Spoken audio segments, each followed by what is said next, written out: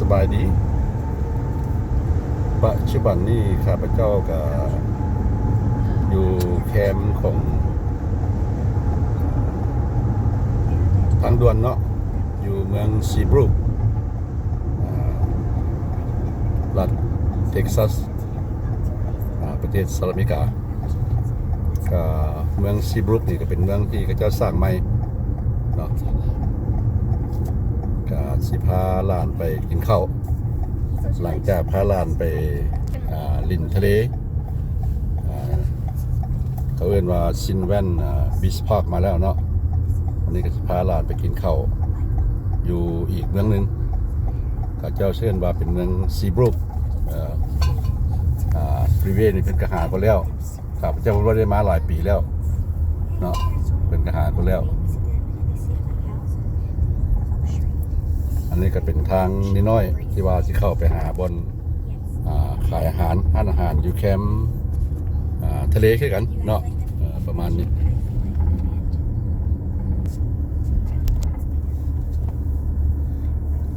อันนี้ก็เป็นเฮือนที่ว่าอยู่แคมป์ทะเลล่ะก็เป็นสายทะเลน้อยเนาะแล้วเพิ่นก็สิมีเขาเจ้าก็สิมีร้านอาหาร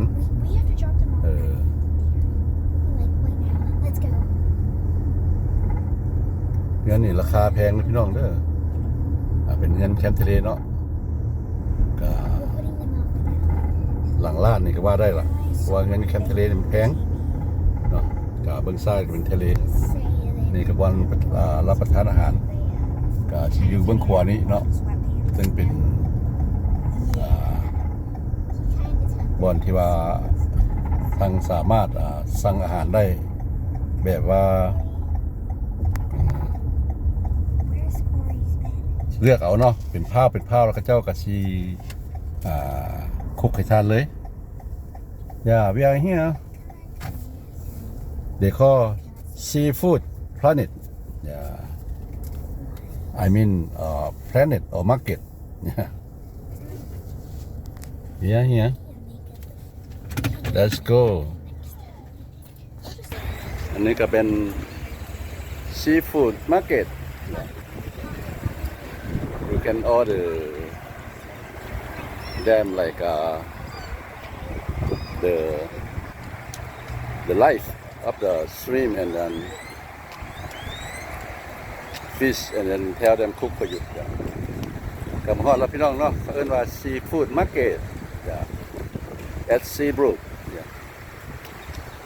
so มาฮอดแล้วเนาะว่าท่านสามารถเข้าไปสั่งอาหาร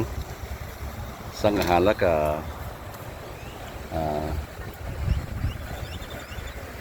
เป็นข้าวเนาะเป็นแบบว่ากุ้งบ่เป็นปลาบ่ชิเนาะแล้วก็ให้กับเจ้าคลุกให้เนาะให้กับเจ้าทำอาหารให้เนาะประมาณนี้เข้ามาแล้วนะเพื่อนเนาะ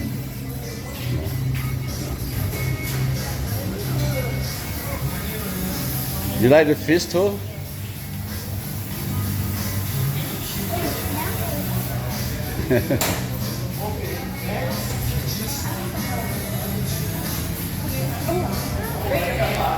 น้องพี่น้องเนาะปลาสดเลยนี่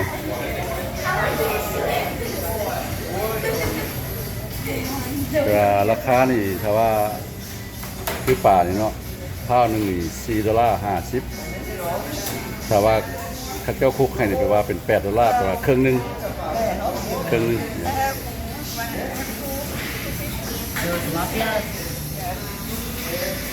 the fish only $5 or $5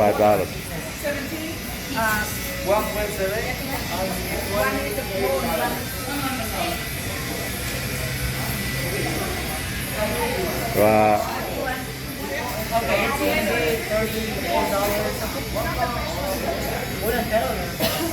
เพราะว่าปลานี่ราคาผ้าหนึ่ง$5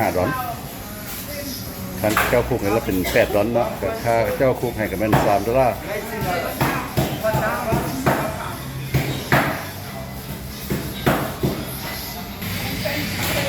นี่ก็ปลาสดก็ มีกุ้ง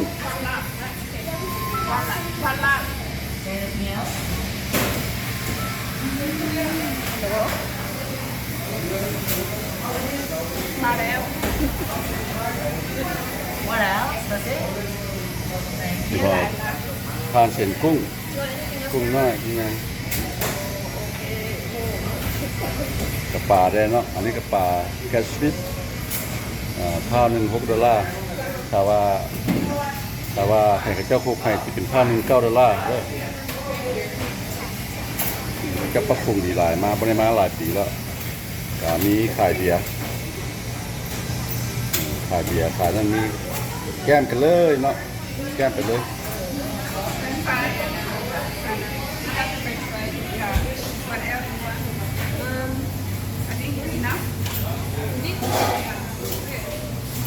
We got shrimp, we got the fish, you got the drink, right? That's enough, yeah. I think you have to pay first, alright? Maybe.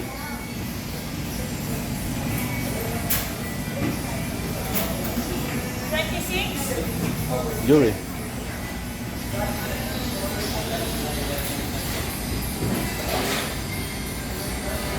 Yeah, they got improved here. I've been here 2-3 years ago. It's not like this. เจ้าก็ปรับปรุงดีนะพี่น้องเนาะปรับปรุงใหม่ขึ้นสถานที่ก็คือว่าล่ะท่านสามารถมาออเดอร์เป็นสดๆสิเนาะก็ราคาก็คือตัวอย่างละตัวนี้ก็$6แต่ว่าเจ้าคุกให้ก็เป็นผ้า1 $9ค่าคุกก็$3เนาะประมาณนี้ You can buy the fresh, take home, or you can buy and let them cook for you. They will charge you like pound. One pound is like $3. Yeah.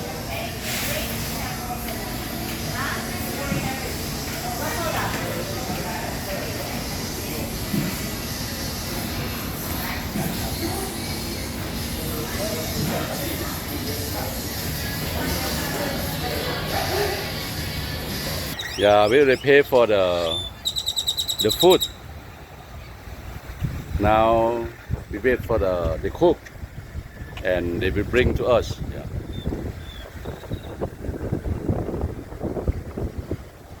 ประมาณนี้เนาะคุณนายเนาะวันนี้เขาก็ได้จ่ายเงินเรียบร้อยเนาะ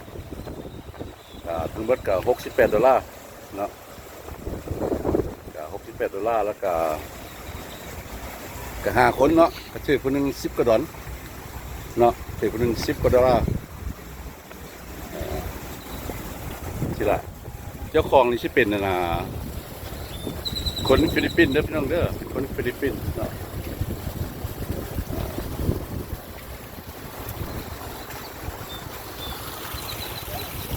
อันนี้เขาเจ้าได้ปรับปรุงใหม่ได้ปรับปรุงใหม่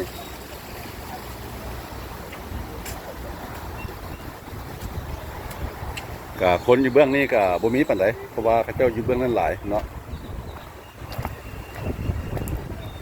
ก็สิเป็นลักษณะนี้ล่ะครับเจ้าก็อยู่ชั้น2เนาะอันนี้ก็อยู่ใกล้ทะเลอยู่ใกล้ทะเล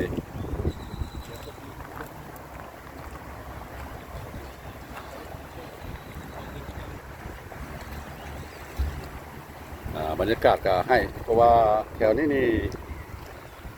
ข้าเจ้ากำลังปรับปรุงใหม่เรื่องฟรีเวย์เนาะเรื่องหนทางที่เลี้ยวไปก็เห็นฟรีเวย์เนาะว่าเป็นครัวเป็นถนนเนาะทางจะเห็น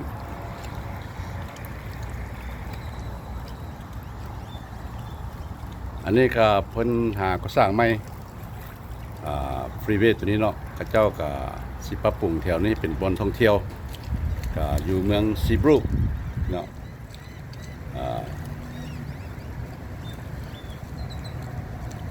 เมืองซีบรูกรัฐเท็กซัสประเทศสหรัฐอเมริกาเนาะเมืองข้าพเจ้าอยู่เป็นเมืองฮุสตันเนาะประมาณนี้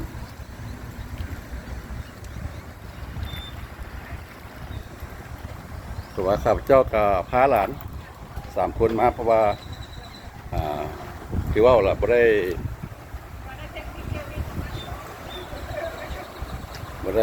พาหลานนี่ลิน6 เดือนแล้วแต่ไปอยู่เมืองลาวพุ่นเนาะ6 เดือนแล้ว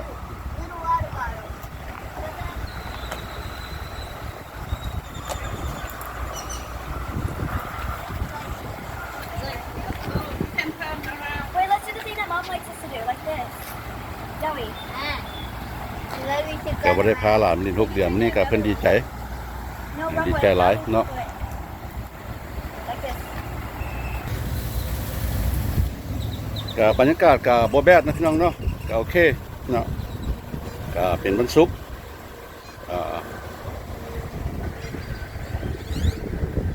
ก็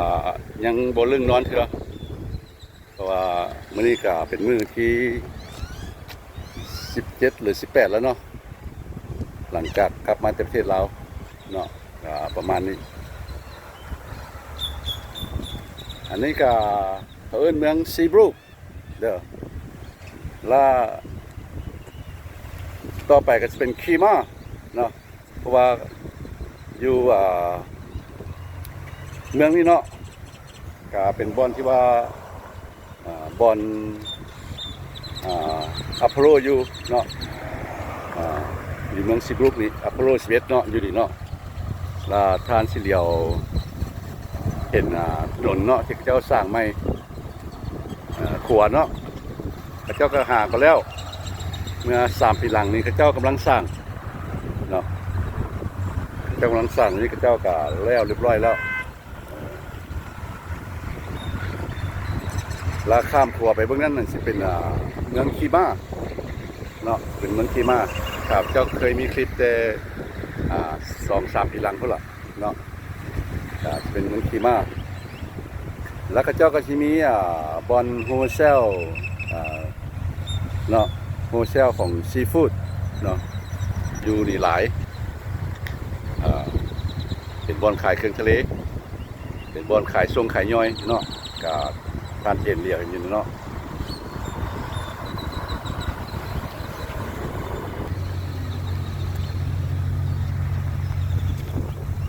ก็เป็นสถานที่บนหนึ่งที่พักผ่อนพี่น้องเนาะพักผ่อนว่าแถวนี้ก็ใกล้ทะเลเลยเนาะนี่ก็เป็นขัวที่ว่าข้ามแม่น้ำเนาะขัวที่ว่าข้ามแม่น้ำ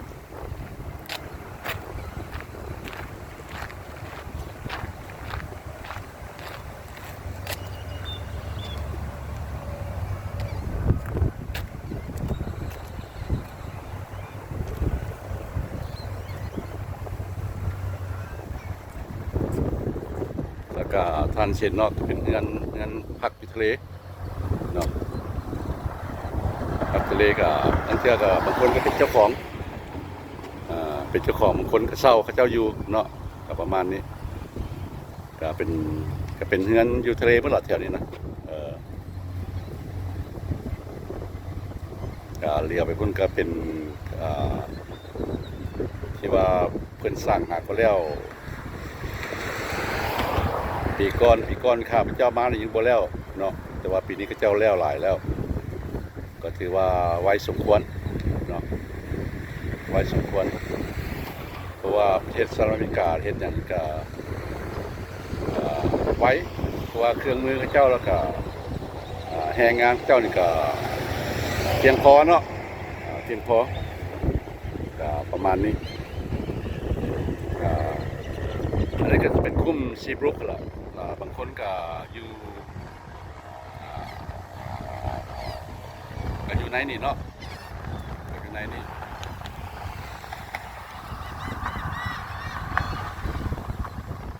ตะกี้ซีโบมีนะพี่น้องเงินแถวนี้นะที่เป็นลักสูงเนาะเจ้าชินลักสูงเนี่ยเพราะว่าในเมื่อก่อนเจ้ามีจะประสบภัยน้ำท่วมเนาะฉะนั้นเจ้าจะเห็นเงินนี่เป็นเสาสูงขึ้นมาเนาะเพื่อป้องกันน้ำท่วมต่อไปประมาณนี้ย่างมาเบิ่งนี่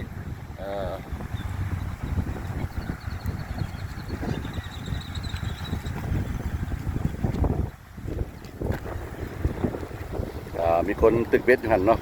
ก็มีคนซอกตึกเบ็ดอยู่หันแล้วก็การเห็นเนาะอยู่ใกล้ๆพุ่นเนาะสิหลังจากข้ามปัวไปแล้วเขาจะเชิญขี่ม้าเขาจะเชิญขี่ม้าเป็นเมืองอีกเนาะสิเป็นบอนที่ว่าบอนนั่นน่ะคนไปลิ้นก็มีห้านอาหารเนาะมีอินเตอร์เทนเมนต์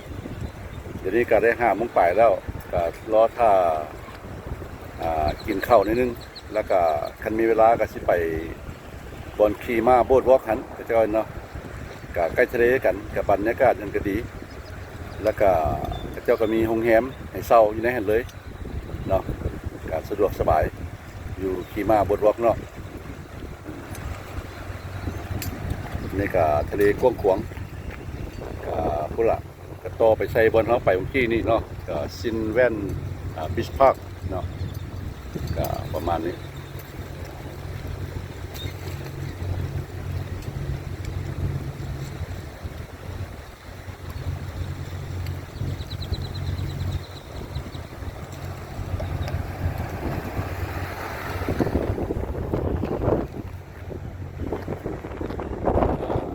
รอท่าพี่น้องรอท่า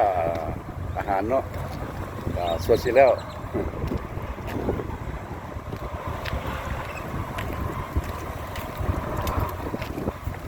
เป็นยังไงบรรยากาศพี่น้องก็พอให้เนาะก็เป็นทะเลน้อย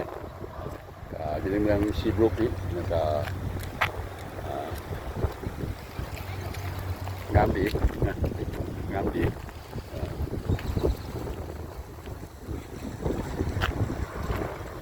คนที่มาหาปลาก็เป็นคนมาหากุ้งเนาะหาปลาก็เป็นคนเกาหลีครับจะได้ยินเสียงเนาะก็3-4 คนอยู่รวมมันก็เป็นคนเกาหลีที่ว่าเขาเจ้ามาตึกเบ็ดมาหากุ้งหาปลาหรือว่าหาหอยเนาะก็ประมาณนี้บ่ต้องห่วงอยู่ใส่ก็มีหมดล่ะพี่น้องเนาะคนตามประเทศใดก็มีหมดที่ข้าพเจ้าเป็นลาวก็อยู่ตามประเทศก็บ่แปลกประหลาดหยังก็บ่แปลกประหลาดหยังก็เป็นจังได๋เนาะวิวพี่น้องเนาะวิวอยู่นี่เนาะ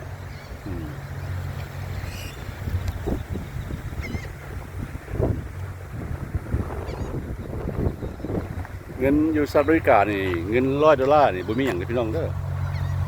มาใส่สหรัฐอเมริกานี่บ่มีหยังก็ไปกินข้าวก็มื้อละ$100เนาะแต่ว่าคันเอาไปใส่เมืองลาวนี่$100ได้2 ล้านก็กีบนี่ก็ใส่ได้ดน ก็ใส่ได้ดนเติบล่ะ2 ล้านก็กีบนี่เนาะก็ใส่เป็นไฟเขาเจ้าเอิ้นน่ะ ข้าพเจ้ามาครับเจ้าจึงตื่นเนาะตื่นเพราะว่าเคยใส่เงินกีบอยู่เมืองลาวเทื่อ100,000-200,000เนาะ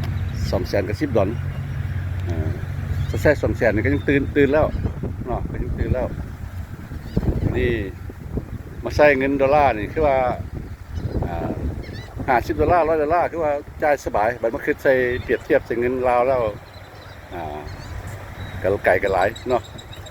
ไก่ก็หลายประมาณนี้พวกเขาก็ได้อาหารแล้วพี่น้องเลยเดี๋ยวมาแล้วก็หลานสาวบุกกยูริแล้วก็ภรรยาเนาะก็ได้อาหารได้ปลา2 ตัวได้กุ้งเนี่ยเนาะกุ้งเนี่ยได้เป็นฟรายได้ราคา$68ที่ว่าล่ะคันละ$68ไปกินในเมืองลาวนี่ได้หลายแต่ว่าเงิน100นึงอยู่อเมริกานี่บ่มีหยังพี่น้องเด้อ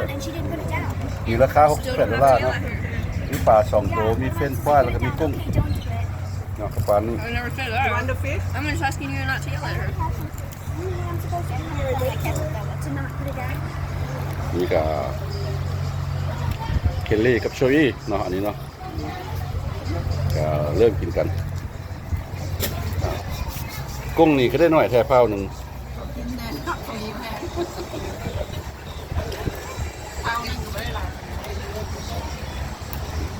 นี่ว่าปลาหลายโพดนี่ว่า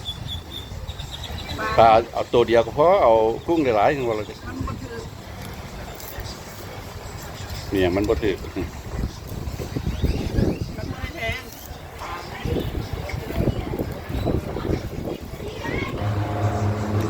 เจ้าก็ปรับปรุงใหม่เนาะแต่ที่หนทางนี่เจ้าที่เจ้าสิบ่แล้วนี่แล้วมาแล้วเจ้าก็ที่มีไส้เนาะแต่ที่มีไส้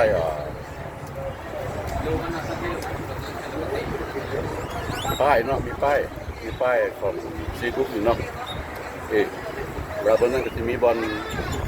ลองเนื้อมีบอลลองเนื้อ